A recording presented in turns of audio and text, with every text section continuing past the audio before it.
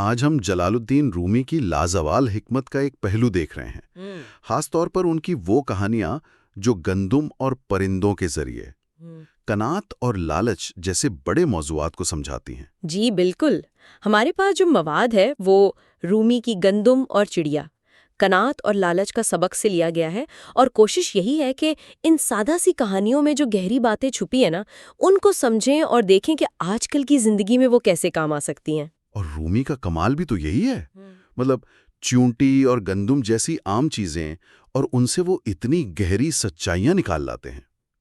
اچھا، تو وہیں سے شروع کرتے ہیں، چیونٹی والی مثال سے، جو گندم کے اتنے بڑے خلیان میں اپنے ایک دانے پہ خوش ہے۔ مجھے تو یہ اکثر اپنی حالت کی یاد دلاتی ہے۔ ہاں، یہ بہت ہی زبردست تمثیل ہے۔ دیکھیں، مثنوی میں گندم اکثر روحانی رزق یا اللہ کی دین، اس کی فراوانی کے لیے استعمال ہوئی ہے۔ کولمن باکس نے جو ترجمہ کیا ہے اس میں یوں ہے کہ ایک چیونٹی ہے، گندم کے ڈھیر میں بھاگ رہی ہے اپنے دانے کے ساتھ، ارد گرد گندم ہی گندم ہے مگر اسے پتہ ہی نہیں۔ تو یہ صرف محدود ہونا نہیں ہے، یہ تو اپنی محدودیت سے لا علمی بھی ہے۔ ہم بھی تو اکثر ایسے ہی ہوتے ہیں، اپنی چھوٹی سی دنیا، نوکری، پریشانیاں، کامیابیاں، بس اسی کو سب کچھ سمجھ لیتے ہیں۔ جو بڑی تصویر ہے، جو نعمتیں ہیں چاروں طرف، ان کا خیال ہی نہیں آتا۔ بالکل صحیح کہا آپ نے، یہ انسان کی حالت ہے نا، اپنے تجربے کے چھوٹے سے دائرے میں، مطلب وہ ایک دانہ، اسی میں قید ہو جانا، اور جو اللہ کی دین ہے وہ گندم کا پورا کھلیان، اسے دیکھ ہی نہ پانا۔ رومی اسی لیے تو کہتے ہیں کہ وسیع تر اور دور تک دیکھو۔ وہ چاہتے ہیں کہ ہم اپنی اس تنگ نظری سے باہر نکلیں۔ اچھا، تو پھر اصل قناعت کیا ہے؟ کیا صرف اسی ایک دانے پر صبر کر لینا جو ہمارے پاس ہے، یا کچھ اور بات ہے؟ نہیں، رومی کے ہاں قناعت کا مطلب یہ نہیں کہ خود کو بس تھوڑے پہ راضی کر لو۔ اصل میں حقیقی قناعت اس سمجھ سے آتی ہے کہ اللہ کی رحمت، اس کا فضل، وہ لامحدود ہے۔ یہ جاننا کہ ہمارا یہ ایک دانہ بھی اسی بے حساب خزانے کا ایک حصہ ہے۔ اچھا، اور یہ بھروسہ کہ جس نے یہ ایک دانہ دیا ہے اس کے پاس تو پورے کھلیان ہیں۔ یہ جو احساس ہے نا، یہی اصل اطمینان ہے۔ یہ بہت اہم نکتہ ہے۔ مطلب قناعت کوئی مجبوری یا محرومی نہیں، بلکہ ایک وسیع، ایک فراوانی کے احساس سے پیدا ہوتی ہے۔ ٹھیک۔ اچھا، اگر چیونٹی اپنی محدودیت میں گم ہے تو اس کا الٹ کیا ہے؟ شاید لالچ؟ وہ مثنوی کی 6 کتاب میں شکاری اور چڑیا والی کہانی ہے نا، وہ تو اسی لالچ کے انجام پر ہے۔ جی ہاں، وہ کہانی تو لالچ کی نفسیات اور اس کے نتیجے کو بہت ہی صاف صاف دکھاتی ہے۔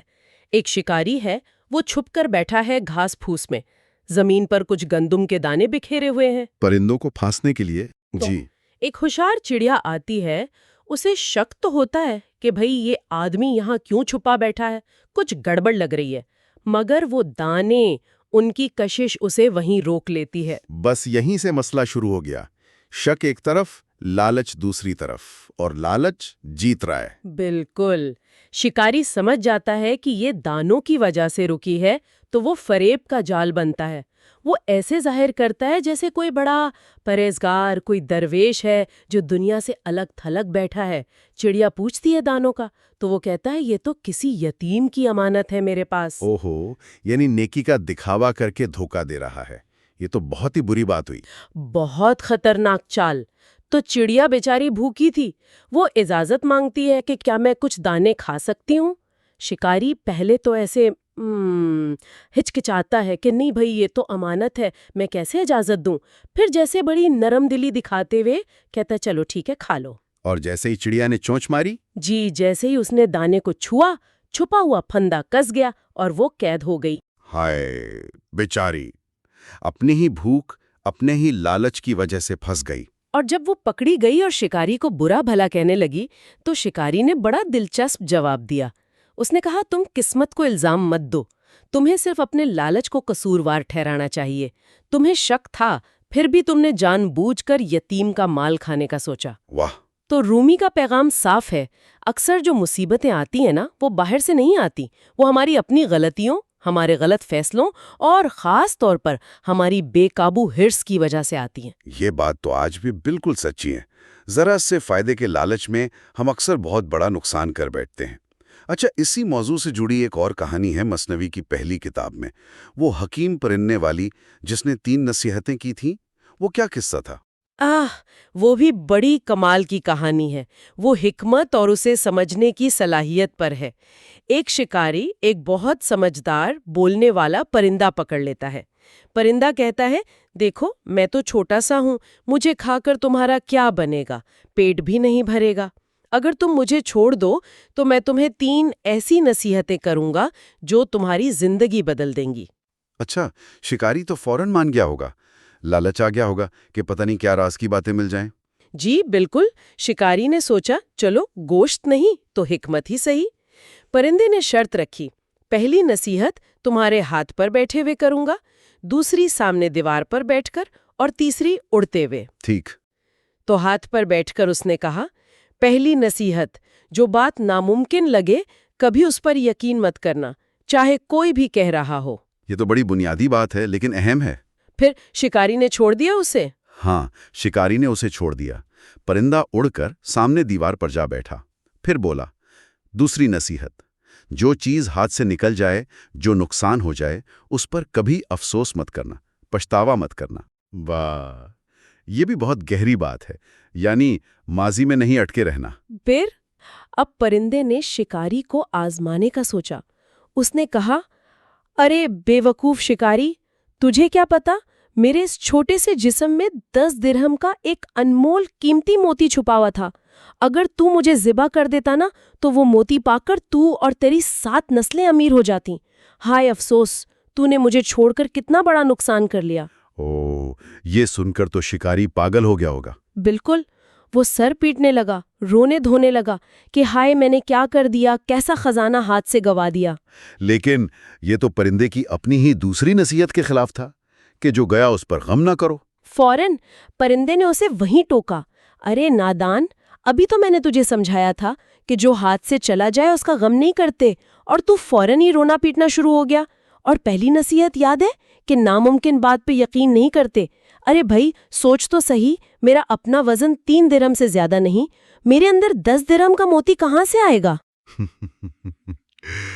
شکاری تو اپنے ہی بے صبری اور لالچ میں دونوں نصیحتیں بھول گیا۔ تو پھر تیسری نصیحت ملی کہ نہیں؟ پرندے نے صاف منع کر دیا، کہا، جب تم نے پہلی 2 آسان نصیحتوں پر ہی عمل نہیں کیا اور ثابت کر دیا کہ تم کتنے کم عقل ہو، تو تم تیسری سب سے قیمتی نصیحت کے لائق ہی نہیں۔ تم جیسے آدمی کو حکمت بتانا تو ایسا ہے جیسے بنجر زمین میں بیج ڈالنا۔ اور یہ کہہ کر وہ اڑ گیا۔ واہ، کیا سبق ہے!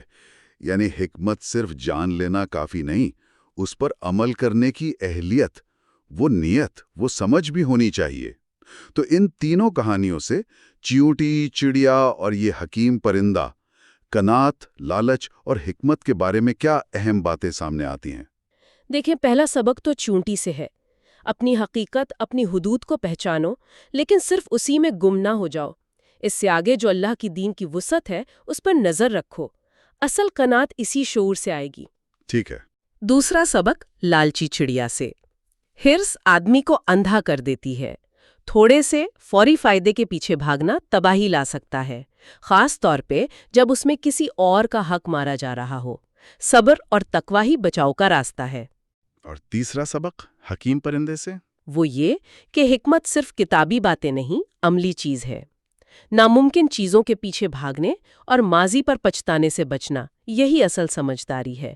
اور سب سے اہم، حکمت اسی کو فائدہ دیتی ہے جو اسے لینے، سمجھنے اور اپنانے کو تیار ہو۔ اگر سننے والا اہل نہیں تو نصیحت بیکار ہے۔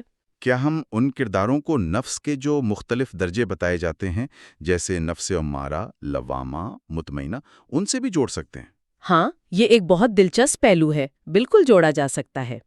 وہ لالچی چڑیا جو بس فوری مزے کے پیچھے بھاگتی ہے، انجام کی پرواہ نہیں کرتی، اسے آپ نفس امارہ کہہ سکتی ہیں، جو برائی پر اکساتا ہے۔ ٹھیک ہے۔ محنت تو کرتی ہے مگر اس کی نظر محدود ہے۔ اسے شاید نفس لوامہ کہا جا سکتا ہے، یعنی وہ نفس جو اپنی غلطی پر پشیمان تو ہوتا ہے، کوشش بھی کرتا ہے، مگر ابھی پوری طرح حقیقت کو نہیں سمجھ پایا۔ اور حکیم پرندہ؟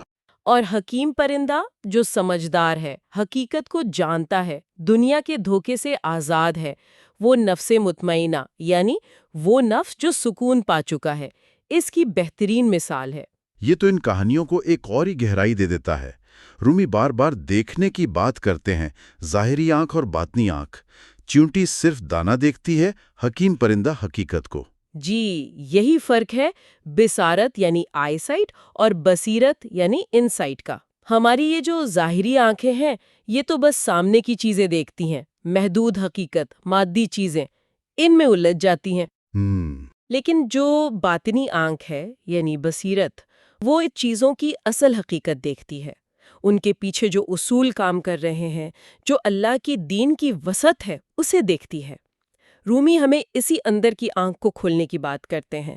ایک جگہ وہ کہتے بھی ہیں نا، تم چونٹی کی طرح گندم کے دانے کے لیے بھاگ رہے ہو، ارے سلیمان کو تلاش کرو۔ یعنی ظاہری مال و دولت کے پیچھے بھاگنے کے بجائے اصل بادشاہت، روحانی حکمت، معرفت، اس کی تلاش کرو۔ بالکل۔ تو کیا اس کا مطلب یہ ہے کہ ہم کوشش کرنا چھوڑ دیں اور بس توکل پہ بیٹھ جائیں؟ جیسے وہ مثنوی میں کچھ جانوروں نے شیر سے کہا تھا کہ سب کچھ تو تقدیر میں لکھا ہے؟ نہیں، رومی یہاں بھی توازن کی بات کرتے ہیں۔ یہ بہت اہم نکتہ ہے۔ مثنوی کی پہلی کتاب میں وہ شیر اور جانوروں کی بحث لاتے ہیں۔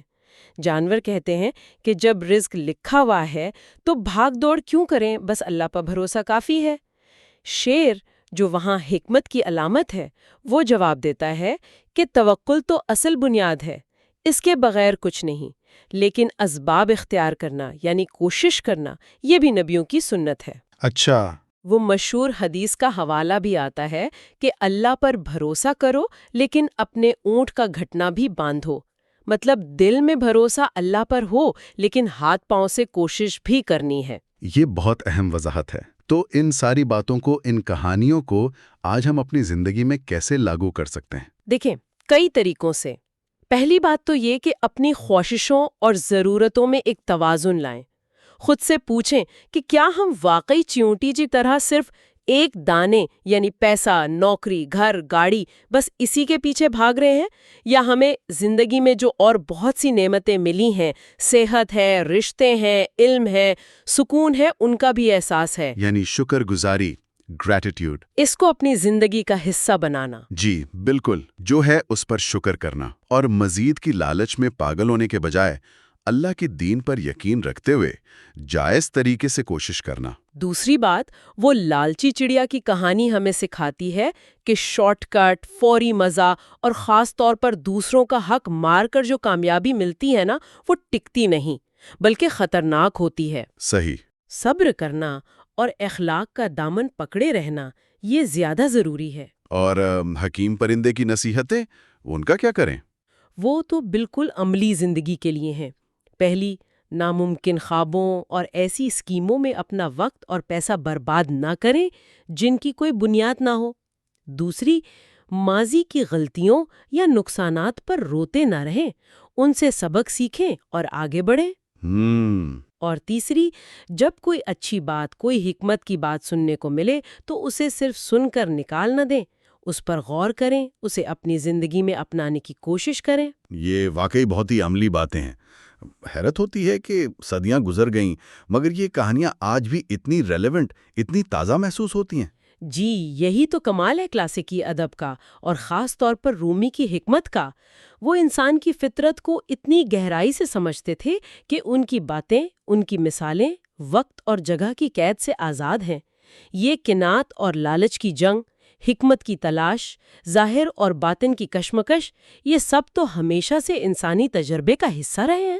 تو اگر آج کی اس ساری گفتگو کا خلاصہ کرنا ہو، نچوڑ نکالنا ہو، تو وہ کیا ہوگا؟ خلاصہ یہ ہے کہ اصل خوشی اور سکون باہر کی چیزیں اکٹھی کرنے میں نہیں بلکہ اندر کی حالت میں ہے۔ قناعت کا مطلب ہے اللہ کی بے حساب رحمت پر بھروسہ کرتے ہوئے اپنی نظر کو، اپنی سوچ کو وسیع کرنا۔ اور لالچ؟ اور لالچ ایک پھندا ہے، ایک جال ہے جو ہمیں چھوٹے چھوٹے فائدوں کے چکر میں ڈال کر بڑی حقیقتوں سے، بڑی نعمتوں سے اندھا کر دیتا ہے۔ اور حکمت، وہ صرف جاننے کا نام نہیں، وہ عمل کرنے کا، اپنی زندگی کو بہتر بنانے کا نام ہے۔ صبر، شکر اور توکل کے ساتھ جائز کوشش، یہی ایک متوازن اور پرسکون زندگی کی چابی ہے۔ یعنی ہمیں چینٹی کی طرح ایک دانے میں قید نہیں رہنا، خلیان کی وسعت کو دیکھنا ہے۔ لالچی چڑیا کے انجام سے سیکھ کر حرص سے بچنا ہے، اور حکمت پرندے کی طرح حکمت کو نہ صرف پہچاننا ہے بلکہ اسے اپنانا بھی ہے۔ بالکل، یہ ایک سفر ہے، محدودیت سے وسعت کی طرف، غلامی سے آزادی کی طرف، اور غفلت سے بصیرت کی طرف۔ ایک آخری خیال آ رہا ہے ذہن میں۔ رومی اکثر سیپ کی مثال بھی دیتے ہیں نا، کہ وہ قناعت سے بارش کا ایک قطرہ لیتا ہے اور اسے موتی بنا دیتا ہے۔ کیسا ہو سکتا ہے کہ ہماری زندگی میں سب سے قیمتی گندم یا وہ موتی جسے ہم اکثر نظر انداز کر دیتے ہیں، وہ باہر کی چیزیں نہیں بلکہ ہمارے اندر چھپی ہوئی صلاحیتیں ہوں، حکمت حاصل کرنے کا امکان ہو، روحانی طور پر بڑھنے کی قابلیت ہو، واو! اور اسے پانے کے لیے، اسے موتی بنانے کے لیے ویسی ہی قناعت، صبر اور بصیرت کی ضرورت ہو جیسی سیپ کو ہوتی ہے۔ یہ تو بہت ہی خوبصورت اور گہرا نقطہ آپ نے اٹھا ہے۔ بالکل ممکن ہے شاید اصل خزانہ واقعی ہمارے اندر ہی ہے، اور رومی کی یہ ساری کہانیاں، یہ تمثیلیں اسی اندرونی خزانے تک پہنچنے کا راستہ دکھاتی ہیں۔ بس ضرورت اس بات کی ہے کہ ہم شکاری کی طرح فوری فائدے کے پیچھے نہ بھاگیں، یا چیونٹی کی طرح صرف ایک دانے میں گم نہ رہیں، بلکہ اس اندرونی موتی کو پہچانیں اور اسے پروان چڑھائیں۔ حافظ، اگر آپ کو یہ ڈسکشن پسند آئی ہو تو ہم سے محبت کا اظہار کریں، ہمارے design India Urdu podcast کو ضرور لائک، سبسکرائب اور شیئر کیجیے۔ آپ کا ایک شیئر کسی اور کی زندگی میں روشنی لے آئے گا۔